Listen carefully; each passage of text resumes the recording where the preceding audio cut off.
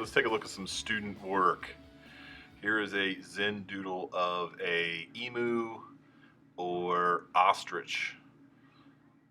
Not sure which one it is, but you're going to notice that the face of this ostrich is symmetrical. What's on the right side is also on the left side. Okay, so we got a symmetrical head. The head is divided up into small sections of patterns, little tiny patterns. The outside has large, bold patterns. This creates contrast. Good stuff. Next one. We got bird face mask. Once again, it is symmetrical. If I draw a line down the center of it, what's on one side is on the other. Intricate patterns in the side of the mask, and on the outside of the mask are bigger, bolder patterns. Hopefully you see a trend here.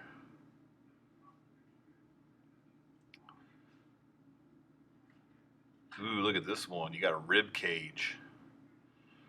Once again, this is a symmetrical drawing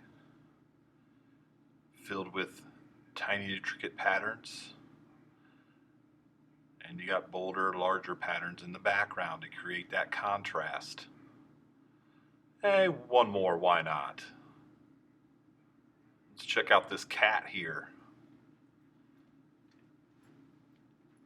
Nice symmetrical head. Lots of intricate, detailed patterns. Thick, bold lines separating areas of pattern.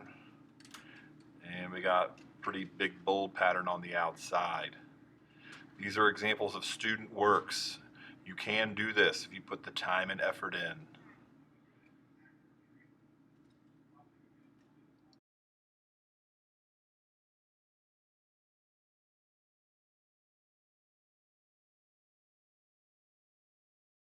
All right, in order to come up with some ideas for our Zen-doodle, I have this worksheet, and basically it says that you're going to complete 4 sketches. You only need to complete 3. And this is a symmetrical drawing, so you're only going to draw the left side of a head. Okay, and to give you some ideas, you can do Chinese dragons or totem poles, tribal masks, aliens, monsters, pretty much whatever you want. But it needs to be just the left side of the head. So we're going to zoom in here and I'm just going to give you kind of an example. I'm going to start with just a big giant eyeball shape right in the center here. Maybe give it an iris, pupil, large eyeball. Maybe there's some huge eyelashes coming off of this eyeball on the upper side there, and maybe kind of a lump under the eye with some more eyelashes. I'm going to add an eyebrow here, and maybe the left side of a nose, just kind of a generic cartoony nose. Mouth area, maybe it comes out this way, and maybe there's some big teeth in the front.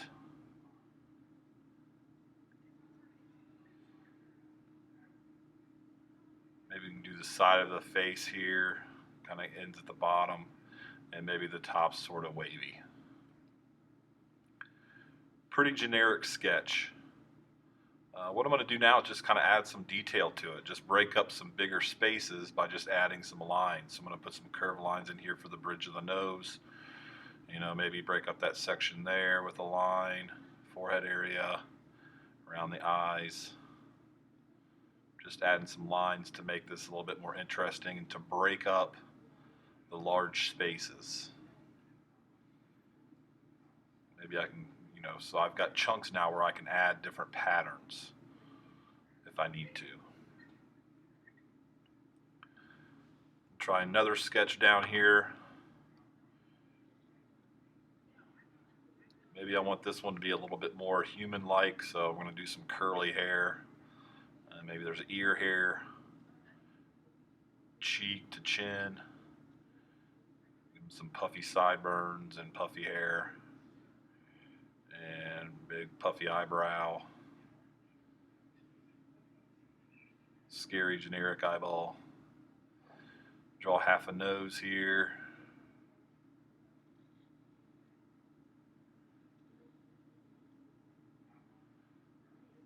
Some upper lip and a bottom lip and maybe some teeth inside.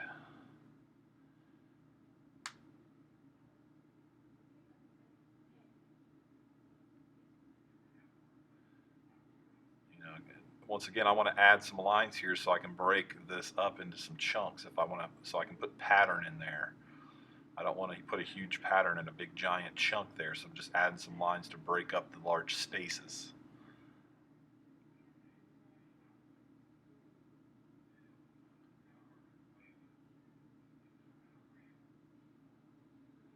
So once you've decided on your best sketch, you're going to enlarge it. You're going to take a piece of tracing paper and you're going to fold it in half like a book.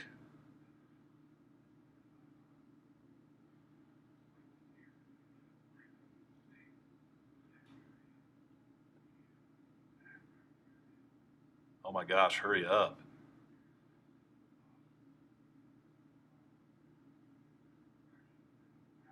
If I open the tracing paper, I should have two sides now. I've got a left and right side with a line down the center. You can probably guess you're going to draw your best sketch on the left side of this tracing paper. So in this case, I like the top one of the kind of monster looking thing, so I'm going to go ahead and try to redraw that as best I can. It may not come out exactly the way it looks on your sketch sheet. That's okay. It's just sketching just to get a general idea of what you want to do. If it changes significantly, that's okay as well. Go ahead and speed it up here so I can show you the process of making a symmetrical face.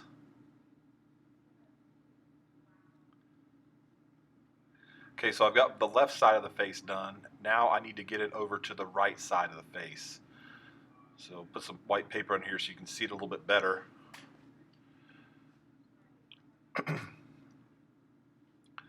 So to get this to the right side, I'm simply just going to fold along my symmetry line and flip the paper over, and I should be able to see my drawing through there. And I'm simply just going to trace the right side on the left side.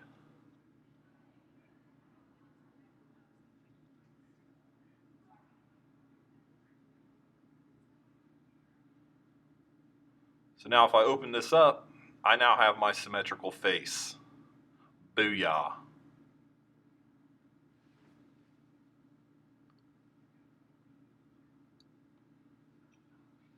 You might find that when you're looking at your finished enlarged drawing that you might need to break up the spaces a little bit more. It's easier to do Zen doodles and patterns in smaller areas. So I'm looking at the bigger shapes and I'm just drawing lines just to divide the spaces up so that they're smaller.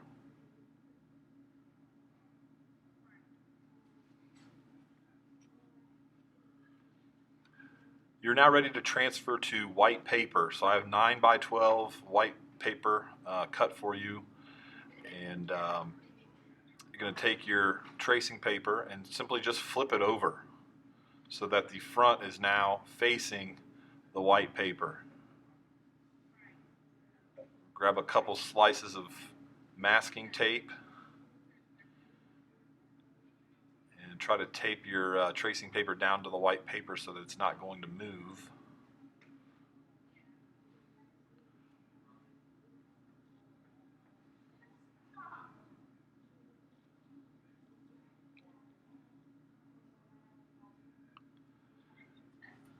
And you're ready to start the transfer process. So by tracing the lines that you see, the graphite that is on the back of the tracing paper should transfer over to the white paper underneath.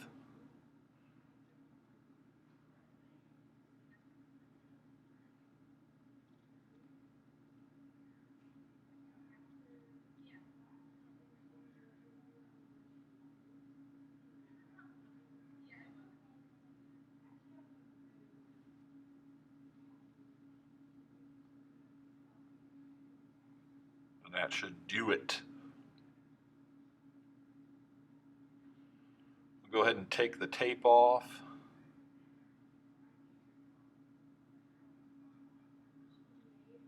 And you're ready for the next step, which is your first outline.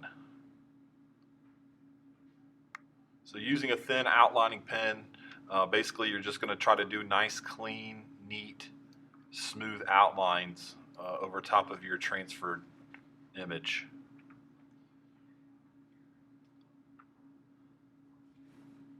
Smooth, clean line, shouldn't be no chicken scratch.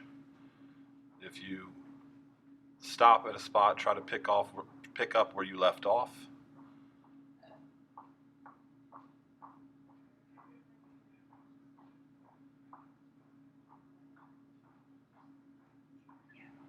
And there we have our nice, clean, neat, outlined drawing. We've used a thin outlining pen. The next step, you're going to do a second outline. And this time we're going to use a thick Sharpie. If I can bring in some student work here, you're going to notice that there are several areas where they've used a Sharpie to make the lines thicker. And this is going to help pop those lines out when we add all those patterns in there. So we'll still be able to see the lines that make up the actual image. If you look at the ostrich/emu, if you look around the beak area, the lines are very thick. If those lines weren't thick, we wouldn't really be able to tell it was a beak. Same thing around the neck there. We look at the cat, the different sections of the cat's face are thicker.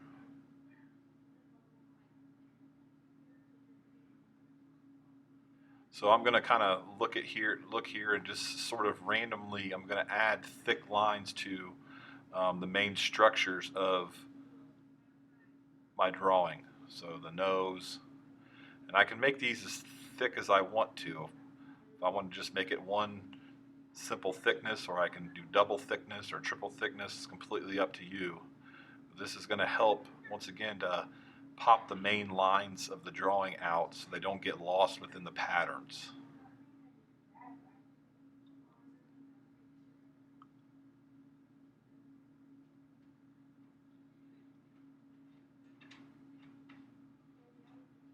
Nice.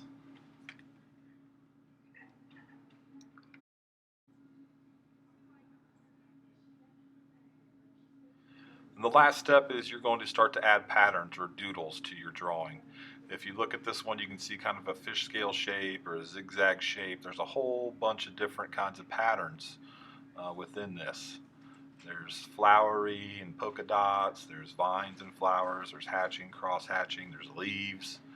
Well, where can you get these ideas for patterns? Well, I have these sheets which you can refer to. We've got a whole bunch of different sort of Zentangle patterns that you can try to mimic and place inside your drawing. Some on this side as well. You can use the internet and find thousands, millions of other Zentangle patterns of your choosing as well. So basically what you want to do now is you're going to just start filling in the varying shapes of your drawing with pattern. And keep in mind, some patterns, depending on how close the pen strokes are, can be very dark and some can be very light. So if you have an area on your drawing that you want to be dark, you might pick a pattern that where the lines are closer together to create a darker value. I'm just going to do a simple sort of fish scale pattern in here. And you're going to notice that I'm using a pencil.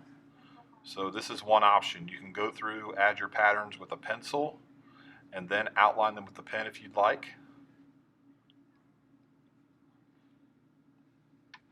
Another option is to just simply put the patterns in with a pen.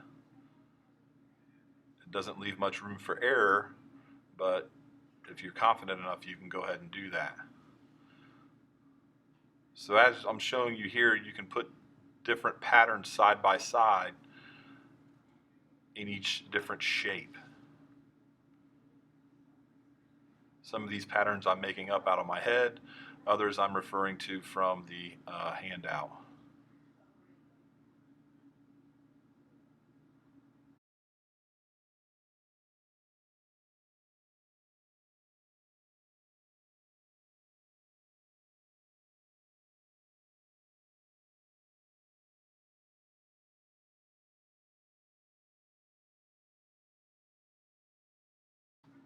Once again, here's student work that I referred to.